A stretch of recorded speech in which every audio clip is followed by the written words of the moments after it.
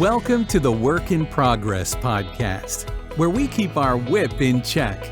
And now, here's Michelle, certified coach and founder of Strive Coaching Studio. Welcome, everybody, to the Work in Progress podcast. And today I have an amazing guest who I'm so grateful as well for spending your time with me today. This is Jim Allen.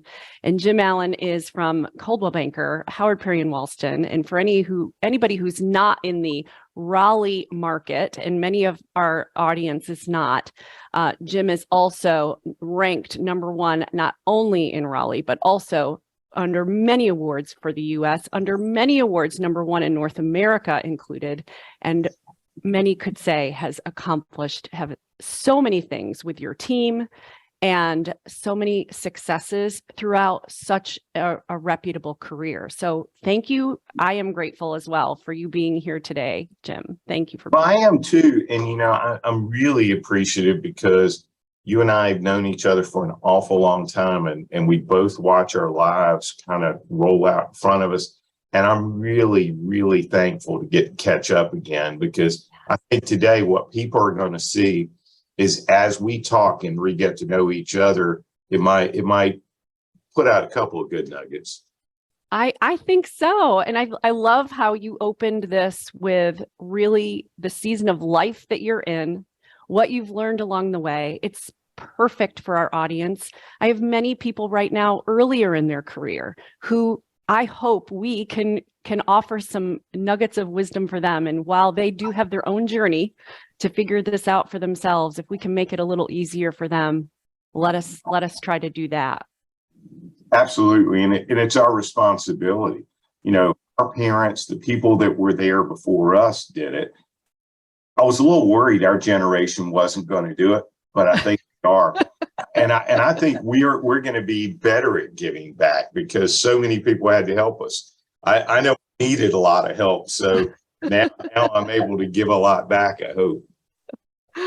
I think you have a lot to give back. And you said you were in a conference last week, and one of the things you took away is that you are looking and you're watching this conference from a different perspective of asking yourself how you can give back and serve better. So that's probably one of your kind of your message on the heels of that conference today. It is. And, one of the things that really struck me, there was a lady that her daughter, Carson, had died of cancer.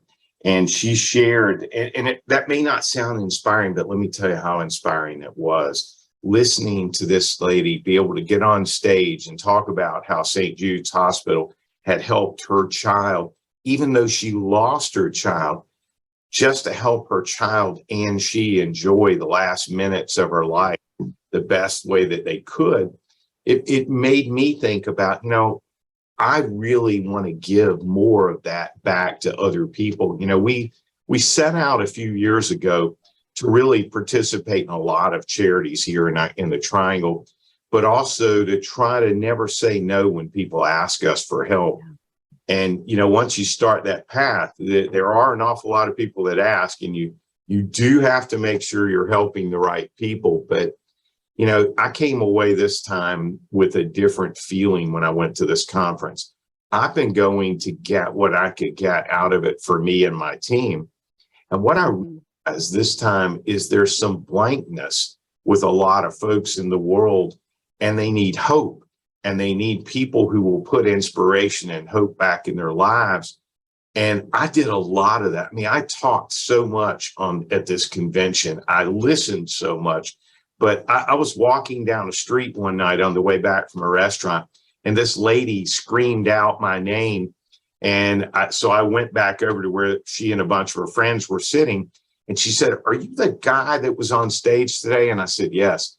And she said, when you gave Jesus credit for the things in your life, I was so inspired. And she sat down and she gave me her personal testimony for a couple of hours. And it was 1:30 in the morning when this was happening. But I sat there and absorbed it and realized, there's so many people that really need to get something off their chest, and they just don't have somebody that will sit there and listen and not judge them. and help them get past it. And, I've had enough successes and enough failures in my life that it's easy for me to look at other people and say, you're not broken. You just haven't figured out your path yet. I mean, too many people are too quick to say, hey, you don't deserve this, or it's time out for you. They don't get to judge. You get to be your own judge and jury, and you get to say, hey, you know what? I'm going to try one more time. I might have got knocked down these 3, but the next time I get up, they better watch out because I'm coming stronger. Right. And you said earlier, you've taken "I can't" out of your dictionary, and you've taken it out of the dictionary in your team in terms of the way you approach the problems and the challenges that come across. And I'm curious for you, how challenging is that to inspire that in your team right now during a time that it does have challenges, right? It's very challenging because, first of all, everybody's looking for an excuse why they can't do something. They aren't looking for a reason why they can. They're trying to figure out, hey, here's why I didn't do that. Here's why I didn't do my homework. Here's why I didn't make all the phone calls I should have made today. Here's all those other things. And really, all it is, the time we're in right now is just a reset to basics. It's not that we're in this horrible time people are talking about. It's a reset to basics. Things aren't going to come quite as easy as they have. I think really the last 3 years have taught me the lesson of appreciation, because things were too easy. And when things are too easy, I don't think I enjoy them as much. I want to work a little bit harder so I feel like the accomplishments mean a little bit more. During those easy times, we set our goals much, much higher than we were dreaming, because I wanted to have to work to get to those goals. And now, reflecting back, I'm thinking, thank goodness we did. So I'm ready again to charge forward. And if you had started when you're up here, what if everything was so easy to you and all of a sudden there's a challenge and you don't know how to get up? You're 32-0. Nobody's ever pinned you before. Somebody has your shoulders to the mat. How do you react? How do you get up? That's the key. It's not how do you rise, it's how do you get back up that determines success, because we get knocked down. All of us do, and that's what I think my work in progress for me is I want to get knocked down a few more times. Crazy. Why would I want that? Because every time in my life I got knocked down, I've come back so much stronger. Every time I think I'm in this place of security, then the world comes up and tells me where I'm really at. I'll give you one really quick story, and I won't go bore you to death, but I was at a kids teacher parent conference one time. We were having this big party and all the parents were invited. And so I walk in and this lady walks up to me and she says, I know you. I've seen you somewhere. And, my ego takes over and I'm thinking, oh, yeah, I've sold a couple of houses, or you saw me on TV or in the newspaper somewhere. And she said, no, aren't you Edwin Allen's dad? And I mean, wow, holy cow, God, you got me right straight out, because that's all I am, is my kid's parent right now. And I feel so blessed, God, that you picked me to let me raise your kids, because they're his, not mine. But I wasn't focused on that. I was thinking about me. And this lady just said, nope, or their dad. And man, it's like, that's all I needed to hear. And that is a good one. Changed the trajectory. That was when my oldest was 5. And that changed my thought pattern. And about 3 or 4 weeks later, another friend of mine told my son, he said, you're just like your dad. And he said, Dad, does that mean I'll grow up and read my Bible every morning? I mean, look, if your child at 5, that was the one thing he thought he was most like me about, I didn't do as bad as I thought to start out. Yeah, we're doing okay. You're doing okay. Getting better. That is a big one. That is a big one. Yeah, we need that reset. We need those moments to really shift our brain. And you're right. Tell us where we're off base, where we're too absorbed in ourselves. That's right. Completely. And to your point, it's okay to not know the how to get out of it. But I don't know and I can't just shuts you down from opportunity. And every time you do figure it out and overcome it, you're evolving yourself as a person and learning and growing and expanding yourself and hopefully being an example. And you got to put that in this little memory bank. Yeah. And you put it on the shelf, and one day you will go back for each one of these lessons you learn. What I'm realizing more in my life is there really are not accidents. You meet someone 40 years ago and you can't figure out, well, I don't know why they're really in my life at this moment. You trust me. Wait, let's fast forward 50 years. God's going to point out what that person was really there for. You thought they were here for this, but what they were really here for was this. 100%. That is like my most appreciative thing, is that God sets up these divine appointments for me now, so that, and what I mean by that is, like, I finally figure out why I met this person. What's his purpose? How was I supposed to get involved in their life? Whether it's, a guy in my life when my mom died, and that was, for all of us, our parents dying is one of the biggest fears we have. I can tell you now, that's when I understood God's grace the most in my life. But there was a guy I had fired from my team. I mean, absolutely cast him out. He wasn't in that right place in his life yet. And guess who did the eulogy at my mom's funeral? Oh my gosh. God.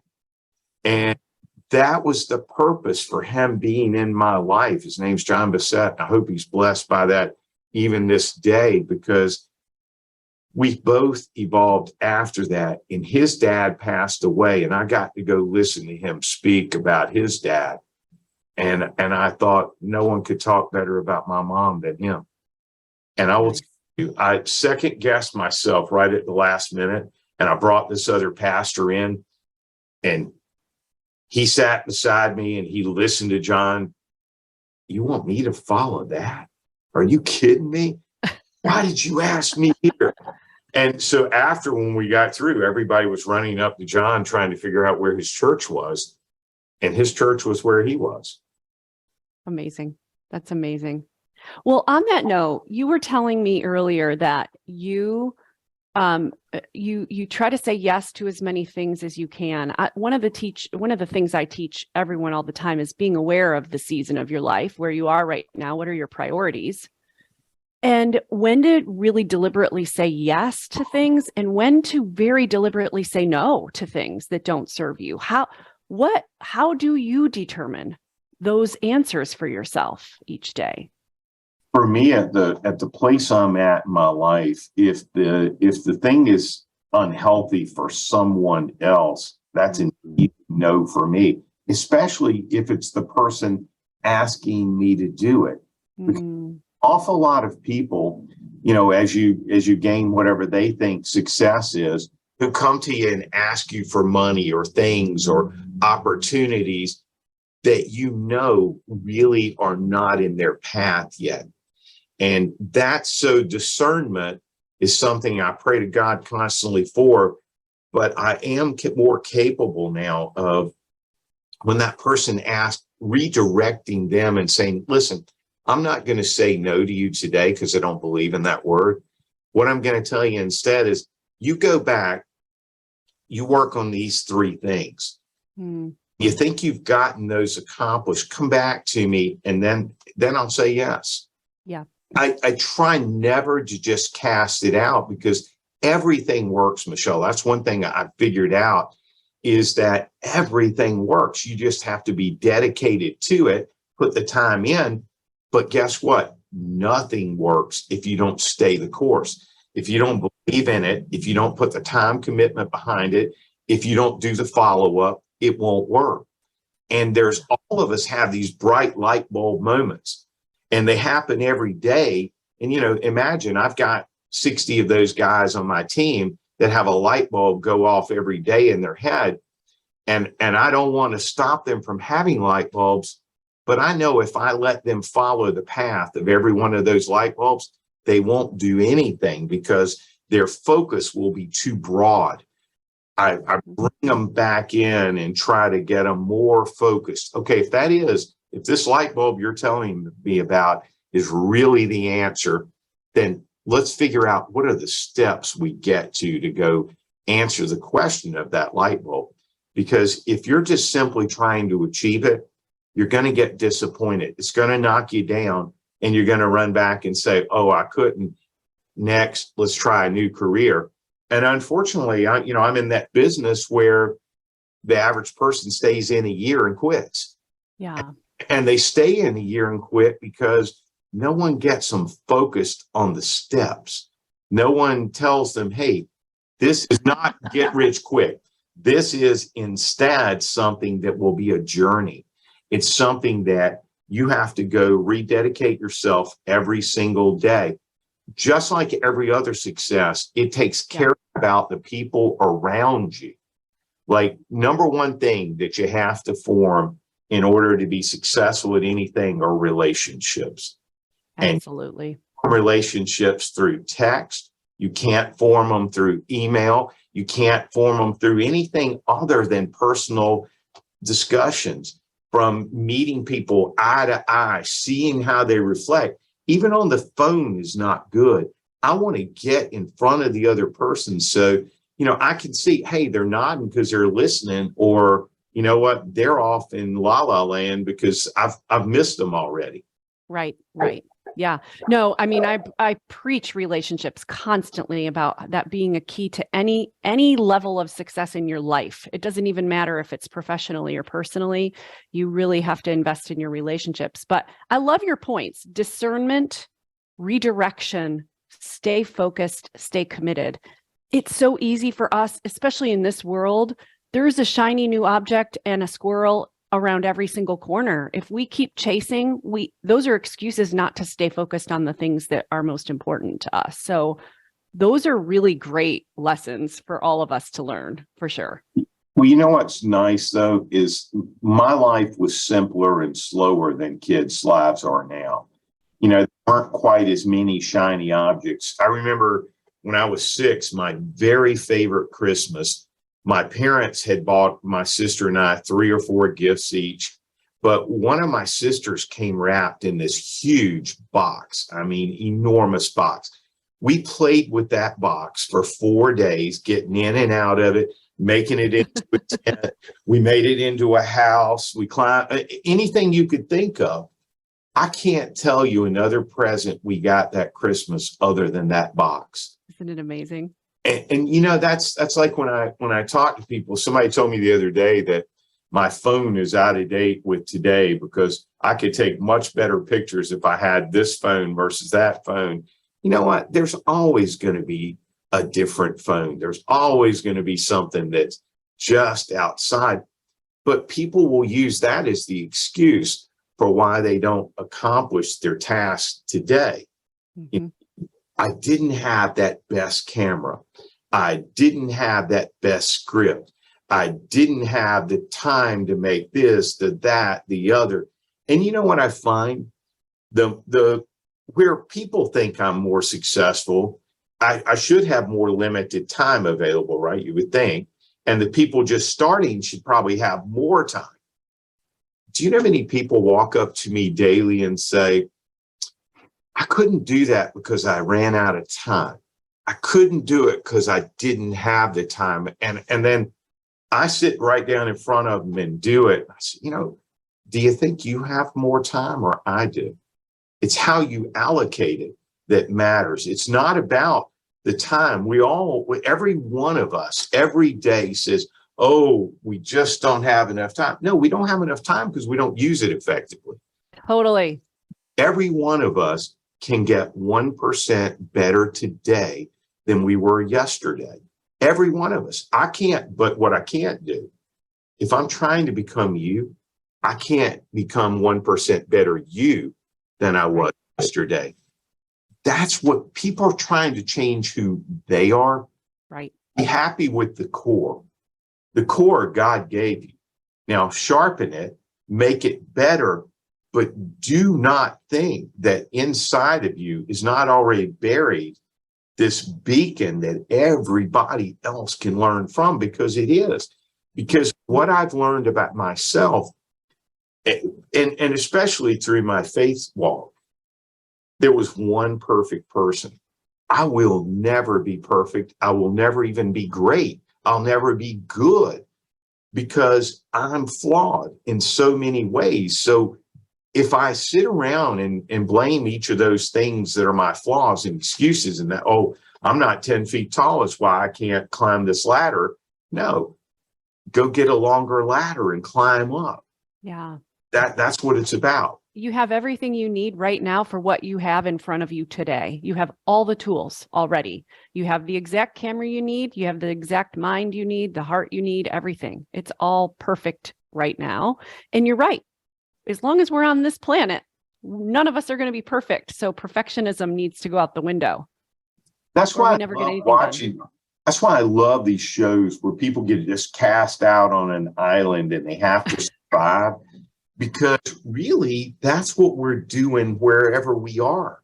Yeah. You know, I came to college in Raleigh. That's how I found my island, and Raleigh's my island. But if I'd been cast off in some other island, I would have figured out how to survive there too. Yeah. And I would have eventually welcomed and loved that island. Instead of trying to get away from it, I'd have started embracing what's there.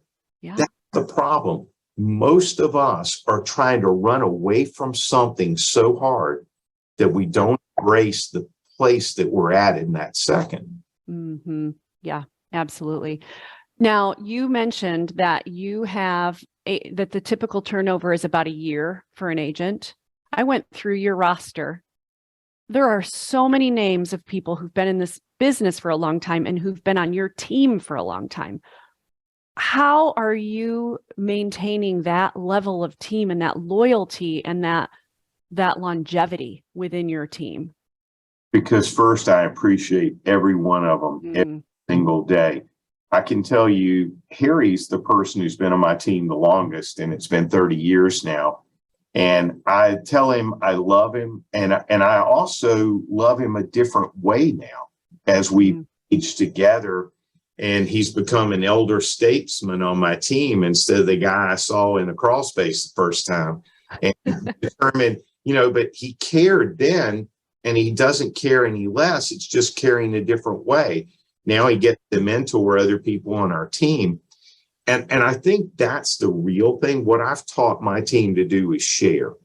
Most teams have these awards within their team they give out to the person who does this the best, or does that the best, or does the other the best.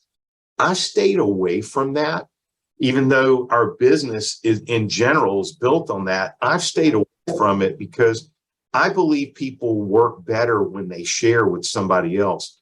I'm a team player.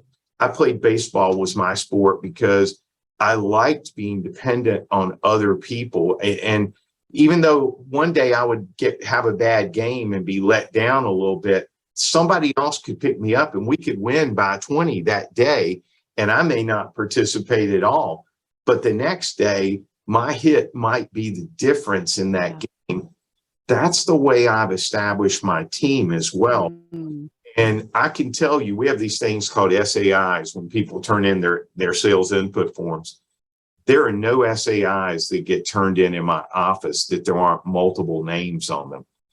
Every person reaches out to a different person. And it doesn't have to be that they were a part of that sale.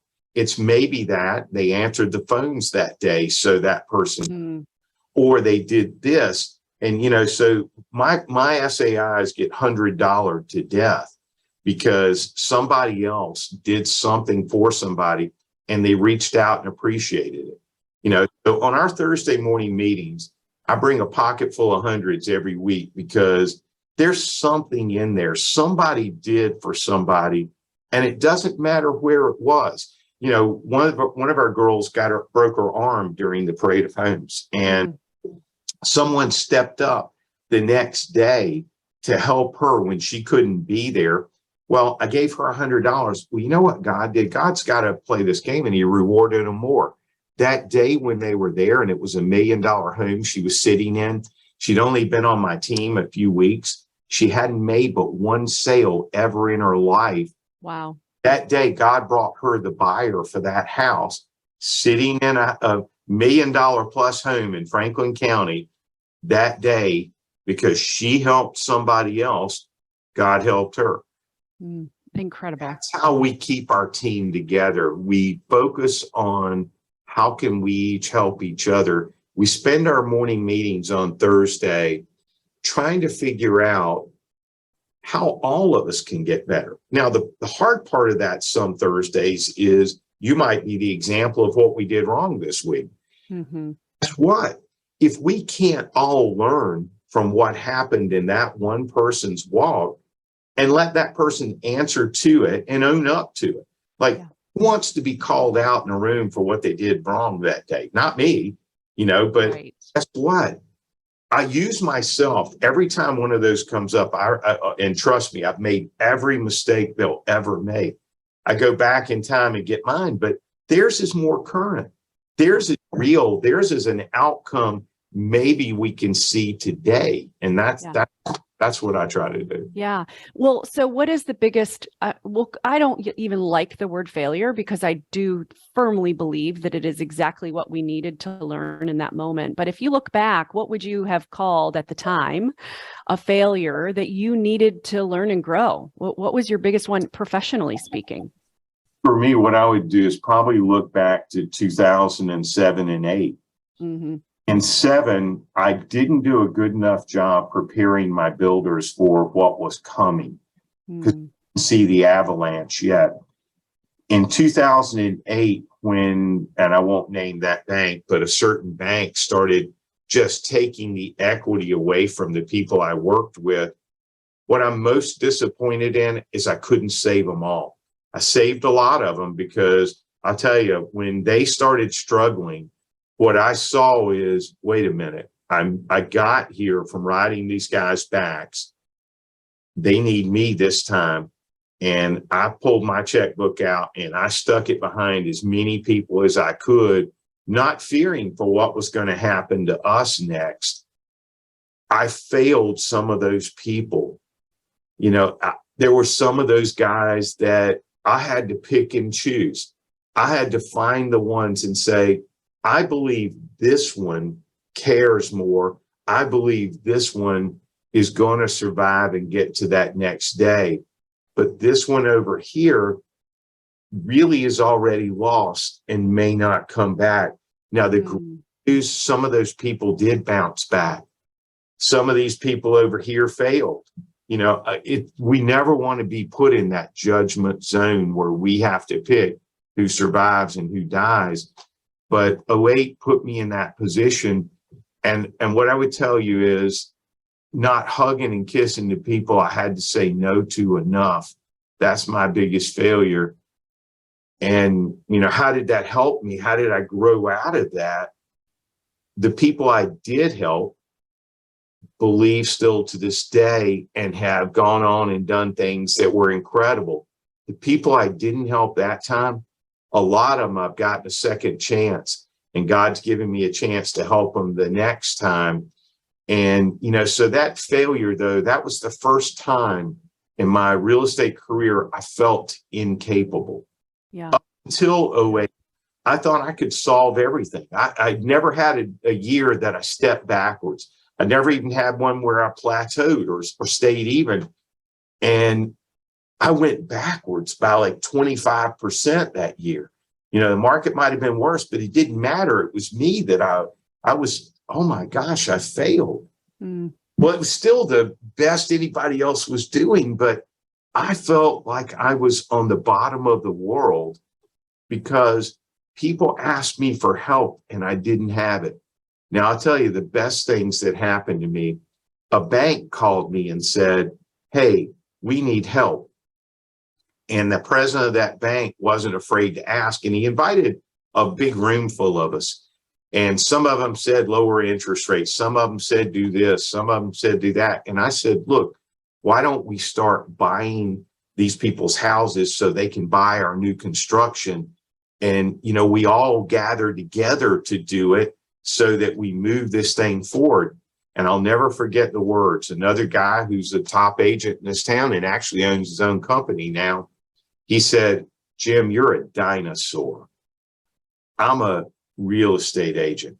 I make 6% when they lose money, and I make 6% when they make money. You're a dinosaur. I don't take those kinds of risks. You'll be the one that fails. That's the best advice he ever gave me. I am a dinosaur, and I do care, and I've been behind people, and I'm going to keep getting behind them. That's what I learned from my failure, is help everybody more. As you gain, don't put it in a shelf. Don't stick it away for a rainy day. Put it out there to help somebody else, because every time you help somebody else, God produces abundantly for you.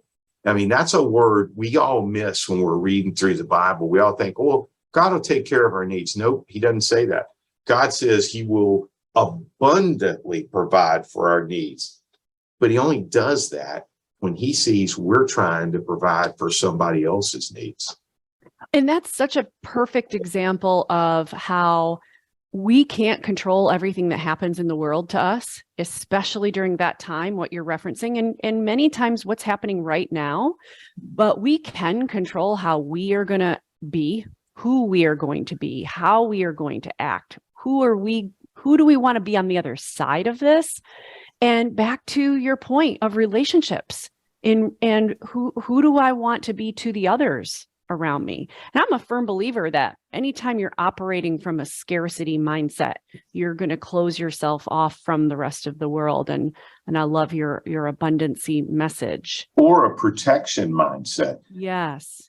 People wrap their arms around what they're trying to save. Oh gosh, I don't want to lose this. Do you know what you're going to lose? Every time you try not to lose something, you've made that more important than your relationships, and you're going to lose that thing. It's not when, it's not if, it's going to.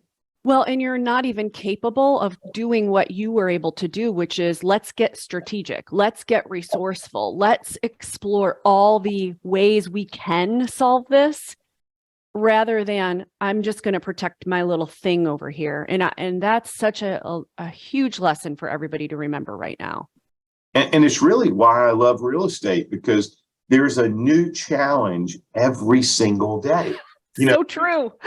like the moment you think you've learned enough to just survive, then somebody brings something to you, and you're like, wow, how much easier would my life have been what if the 18-year-old me had a remarkable, I could write all these contracts on, and it typed them, and I didn't have to learn how to type. I mean, there's so many things that just get in your life, and you're like, wow, what if I had that then? Well, if I had it then, I wouldn't have used it. I wouldn't have had time for it. So right. There's a time and a season and a place for everything. And that's what you realize. Patience is a virtue. I want everything right now, but if I get everything right now, I will not appreciate it. There's no way. 100%. If we had sunny days every day, we would just stop appreciating sunny days. That's how it goes. And we're not going to have just sunny days. You're going to have it all. So you better learn how to weather through all of them. You wouldn't get to jump in any mud puddles if you didn't have rain. Right? What's your biggest advice for somebody, younger than we are, starting in their career in this business, and they're in this world right now? What do they need to know? Listen first. Form relationships with everyone around you. Every person that you do something for, there's a reciprocal relationship that exists. When you go to a dry cleaners, that dry cleaners is going to also participate in your business. You're building theirs. Businesses help businesses, no matter where and what they are. Don't think you're an island. Do not ever believe that you're out here and you can just do everything yourself. Surround yourself with more people, not less. Don't limit yourself. I think we're all so quick. We put this goal that was someone else's goal up here. Okay, when you're in sales, your goal is, oh, I want to be the best agent in this office. So you put my goals right out here in front of you. Now, when you don't get to my goals the first year, and I've been doing it 40 years, you feel like a failure. You go off and crawl over into a shed. What I tell people, goals are real, but they need to be your goals. What you need to do, if you did 0 transactions last year, you're going to have an easy time reaching your goals, because if you do 1, it's more than the 0 you had. But post them, put them in front of yourself. Get up in the morning and look in the mirror. One of the first gifts I give everybody that comes to work on my team, I give them a daily read Bible first, but then I give them a mirror, because my belief is every problem starts right in that mirror, and the solution's also in that mirror. It's just which way did you turn it to look in? And people don't take enough time to be reflective. I don't care what it is you've learned in your life. The big lessons, you learned them in a mirror. Michelle, you're a beautiful young lady. I'm sure there were a million guys that wanted to teach you to kiss, but I'm going to bet you practiced in a mirror, just like I'm gonna bet the first time you were gonna do a call, you didn't do it in front of somebody else. You sat in a mirror and practiced it, so that you knew what you looked like doing it.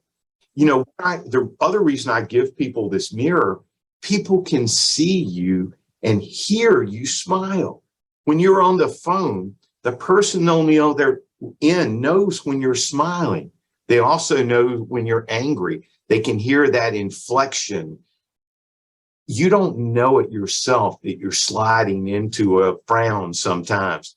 When you're talking to somebody and you start getting bored, if you've got that mirror up in front of you, you can go recharge your own batteries. You can't blame them because they were boring. You know, when you go to a movie, every movie that's ever been made had some content in it that was worth watching. We just got the good in everything that we're looking at. That's what my advice would be. Do not get so set in your ways that you aren't able to see that there's a new path every single second. And that path is only going to be open for just a moment. Yeah. Great advice. Such great advice. People. Fear is your number one thing. Financial courage doesn't mean you have to have a lot of money. It just means you don't hold on to what you've got. You're willing to put it back in play. You're willing to take the risk, because friends of mine who had success early, one of the guys that was on my real estate team when I was very young, first thing he did was went out and bought a boat for $10,000. Well, we all couldn't wait to go get on it. We went that first weekend, and next thing you know, he's plowed it, got it going as fast as it will go, and we're racing another boat. Man, feeling free. The motor blew up. Very first trip out, the most money the guy had ever saved in his life, and he stuck it all in this thing that wasn't going to do anything to help propel him forward in his life. All it did was sink what he had done so far. But that guy, if you went back and asked, I'm going to bet losing that boat refocused him and made it so the next time he got up, he was able to put it into things that might draw a return. Yeah. And also, just as you mentioned earlier, being confident and having the belief in yourself that you can go make more money. You can give away your money, you can lose your money, and you already built it once. You know how to do it. Have the confidence to know that you always can. You have it within you. It's just like riding a bike. Until you get your knee scraped the first time, you're not a good bike rider. Right. Until you know what to avoid, you haven't gotten better yet. And I believe every entrepreneur that you will talk to will tell you as they've gained more success, it's because they freed themselves up and they gained financial courage. And with the other thing, you know how you can have financial courage? Realize none of it's yours anyway. There's not been a person yet that I'm aware of that got to take their riches to heaven. Right. Most people, when they pass, even those guys in Egypt, they buried all their stuff in their tombs. Well, there's people sporting those all over museums all over the world right now. So they didn't get to hold on to it. Yeah. Don't fear losing anything, because the moment you start fearing losing it, you're going to lose it. Yeah, 100%. Such great advice. So what is ahead for JAG? And JAG is Jim Allen Group, in terms of where you're going, what the company is doing, and what is how has your relationship evolved in terms of your role in this big organization? I'm going to answer the last one first, because it's becoming less Jim Allen and more them. You know, I think as a leader, I wish I hadn't named it the Jim Allen Group. It's too late to take it back. I'd love to change my name now, so empower each of them to be the best Jim Allen, because the Jim Allen Group is a team now. It's not me. It's nothing about me. It becomes less and less me every single year. What's ahead is I just hired a new nucleus of 6. I've got a new fresh wave of bodies. And then I've got, and it's a complete constant metamorphosis. The people who used to be those fresh new faces are the aged and weathered ones. You know, what we do at JAG, we got a geezer squad, we call the oldies like me, and we got a newbie squad, we call the brand new ones.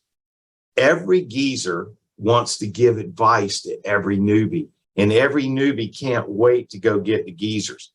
What my goals and where JAG's going is, how do I get this middle people to understand how well the geezers and the newbies work together, so that, you know, because as we take each step, we start thinking we're a little bit smarter, you know, halfway to being geezers, and we already think we're there. And, you know, how do I get each of them to appreciate what the newbies' energy brings? And the knowledge that the geezers bring at the same time. My biggest challenges right now are keeping not the newbies, the geezers. They all want to retire, and me convincing them that there is no thing called retirement. You just go to a different phase where you're a counselor, or you're a enabler, where you assist others more than you know, a baseball coach used to be a baseball player. What if they just quit playing? Nobody would know the rules to the game anymore. Nobody would be able to play. So JAG, where's JAG headed? JAG is headed wherever these 6 newbies that just joined want to take it. I won't limit it. You know, we reached $1 billion last year for the first time in a year. Wow. And now we're headed towards 2. And when we get to 2, we'll be headed towards 3. We're not going to stop growing and going. We'll just add pieces to get to the next level. Or if we don't have to add more people, the players maybe will get better each time and will be more efficient as we do things. We have to keep goals in front of us in order to not get complacent and think we've made something. So, yeah, you know, when you win a championship, you won it for the second the buzzer went off. But if you're not retooling the next day, the Golden State Warriors won the NBA championship last year. They're 3-4 right now, starting out their next season, because the off season, a couple of the guys that worked hard to get back relaxed and gave themselves a little time off. Well, midway through the season, they're planning on getting back in shape. But what if they don't? What if they need? What if they don't get back? Same thing for us. This year's not over yet, and I'm beginning next year. You know, I'm already pre-planning how I'm going to get to my January goal so that the year starts out in the right place. That's what you learn how to do with time and consistency. The biggest thing I've learned, and the thing I teach JAG every day, and this is where we're headed, we're going to be the right here, middle of the road JAG we can be. Because when we get up here on this ivory tower, we're going to fall. And wherever we fall to, it's going to take a lot longer time to get up here in this middle ground again. I can't let us get on the bottom. The news media can't wait for the world to go in a bad direction. Yeah. I read this article talking about how this one company, Redfin, was talking about how the luxury market was getting injured so badly. The luxury market in the Triangle today is the best it's ever been. Parade of homes this year, I sold more homes over $1 million that were parade homes in the actual parade. I mean, a person bought it while we're sitting in the house. But if I had read that article before I went out, I don't know if I would have still done that same thing. Instead, WREL called me and they said, hey, what do you think about this news we hear? I don't think anything about it. I think about what my reality is. I think about what we just have witnessed happening, and it's going to keep happening. And belief is 90% of doing anything. That 10% is the effort you put in to get it there. But without the belief you're going to do something, you will never accomplish anything. Absolutely agree. Absolutely agree. I'd love to wrap on this question for you, Jim. What is your why? Why do you get up every morning? Why do you still do? You don't have to. Why do you choose to do it? Because I love every person around me, and their why might not have gotten them where they're going yet. I want to be helping them. Right now, when I wake up in the morning, I get to hear my kids stirring around in my house. They're my why this moment. And my other why is I've got friends of mine who haven't really believed that Jesus was real yet. I got a lot of time left to go. I got people out there that I really want to bring into his fold before I die. And it won't be because of me that they got there. It'll be because they finally opened their eyes and were able to see. So the Jim Allen of today would say, my why is because I want to repay God for all the blessings he's put in my life. I want to be able to share those with as many people as I possibly can.